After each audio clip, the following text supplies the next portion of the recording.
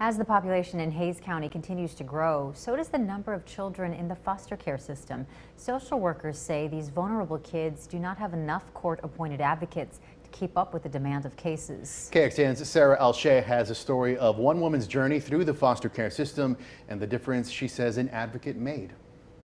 I went into the foster care system at age 7, and I've pretty much been in and out of the system up until I aged out of the system. For most of her childhood, Renika Allen grew up in and out of foster care in Hays County. I went from shelters to foster homes to residential treatment centers. Allen says she didn't have many people in her corner throughout the process. That was until she met Eloise Hudson. She definitely was the wild child of the 5. A court-appointed special advocate with CASA of Central Texas. To fill in the children, what's going on in their lives, explain it to them on their level. Also there for all the other adults that have questions, what's going on with these children. Hudson says in Hays County alone, there are about 500 children in the foster care system, and that number continues to go up. As Hays County continues to grow, there's just going to be more and more kids coming into the system. Hudson says they need 400 more volunteers to keep up with this growth. But until then, they have to turn down cases, prompting a judge to then appoint a second attorney to act as the child's guardian instead. We're going to be paying for them as taxpayers.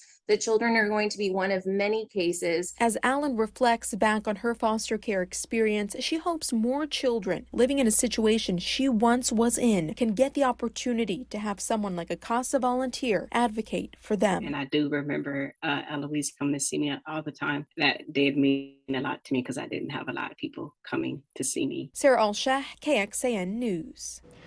And last year, Hudson says CASA of Central Texas served 60% of children in foster care in Hays, Caldwell, Comal, and Guadalupe counties.